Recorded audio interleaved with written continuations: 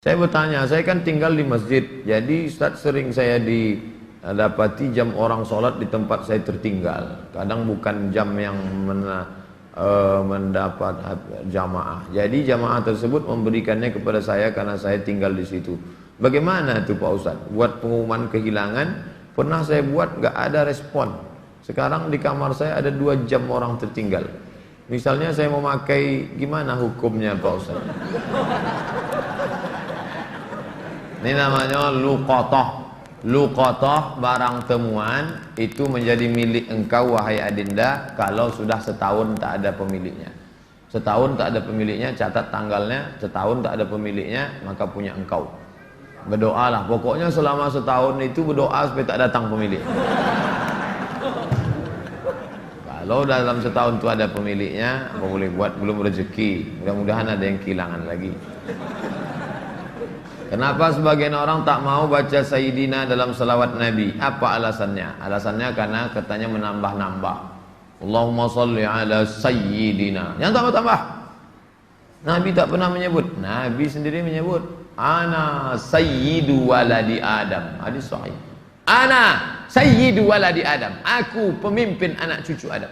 Maka saya pun menyebut. Allahumma salli ala Sayyidina Muhammad. Allahumma salli wa sallim alaih. Tapi saya tak ekstrim. Yang mau pakai Sayyidina silakan. Yang tak mau pakai Sayyidina tak apa-apa. Tapi saya pakai Sayyidina jangan salahkan. Dalam solat tak membaca bismillah dalam baca al-fatihah, apa solatnya sah? Tentang baca basmalah dalam fatihah hukumnya 3. Mazhab Syafi'i pakai bismillah jahar. Bismillahirrahmanirrahim. Syafi'i. Kalau Hanafi sama Hambali, Alhamdulillahi Rabbil Alamin Ar-Rahmanir Rahim. Itu Hanafi sama Hambali. Kalau Maliki tak pakai bismillah sama sekali. Allahu Akbar. Alhamdulillahi Rabbil Alamin. Itu Maliki. Tak ada yang salah. Yang jadi salah di mana? Ketika masjid itu bermazhab Syafi'i, ente masuk petantang petenteng pakai bismillah, di situ letak kesalahannya. Makanya ketika Syekh Abdurrahman Sudes, Imam Masjidil Haram ke Istiqlal, dia pakai bismillah. Terkejut-kejut orang Jakarta, pakai bismillah dia tahu. Doktor Abdurrahman Sudes dari Ummul Qura. Sebutkan, jelaskan ciri-ciri Khawarij.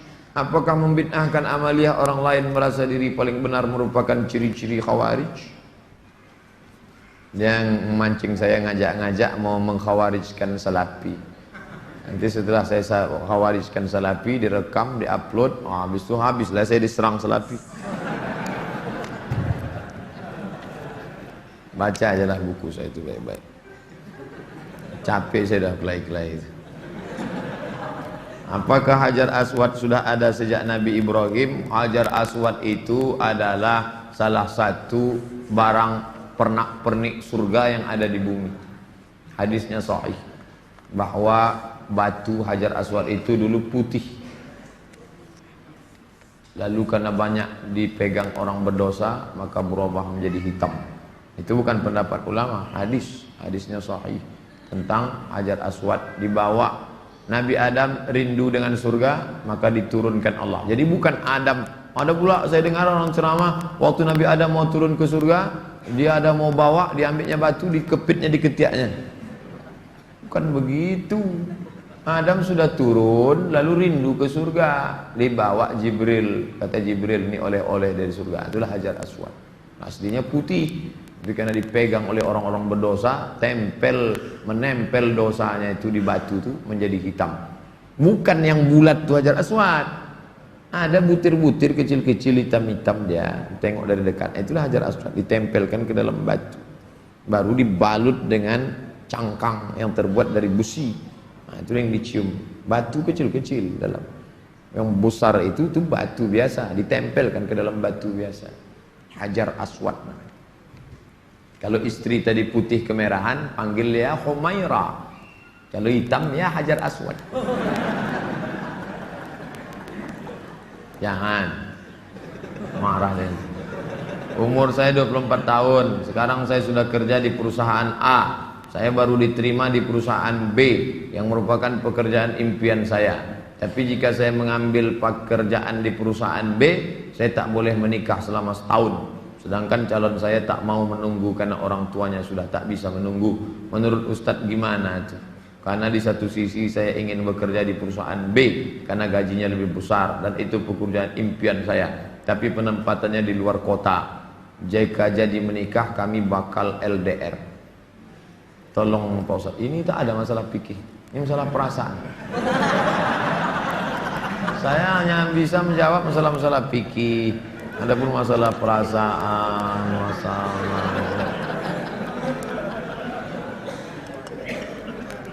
saya yang bisa saya jawab tuh halal, haram, makruh, mubah, rukun, syarat, wajib, sunat, sunat muakkad. Adapun masalah ini baiknya kalian duduklah musyawarah. Adinda, kita menikah ini kan saling pengertian. Aku kuliah pontang-panting mau kerja ini kerja yang paling. Tolonglah kau pahami keadaanku sekarang.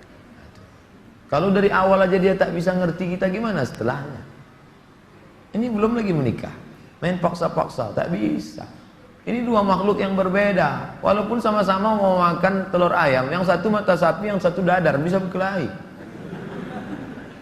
Dia harus mengalah. Hari ini aku mata sapi, besok kau dadar. Ya, lama-lama yang mata sapi suka dadar, yang dadar suka mata sapi. Harus begitu. Nah, kan keperasaan juga ujungnya. Berapa menit setelah berbuka baru azan Pak Ustaz? Waktu azan itulah berbuka. Tengok definisi puasa. Imsakun nafsi, menahan diri, anil mahzurati, dari semua yang membatalkan puasa, min tulu'il fajri, dari terbit fajar. Terbit fajar itu azan subuh, ila ghurubis syamsi, tenggelam matahari, syafaq ahmar, azan maghrib. Hanya saja bagi muazin minum dia dulu. Muazin itu dianjurkan minum dia. Zahabadh dhama'u wa batallatil uruq wa thabatal ajru, baru dia azan. Allahu akbar, Allahu akbar. Nah, itu dah minum tuh. Kalau yang belum minum, Allah, belum minum tuh.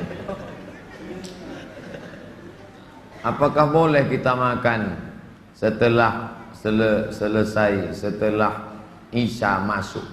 Yang penting batalkan dulu puasanya dengan minum kah, makan buah kah. Jangan makan es, karena usus itu kering. Knalpot yang kering panas disiramkan air es, mengelupas cat-catnya. Begitulah usus kita itu rusak.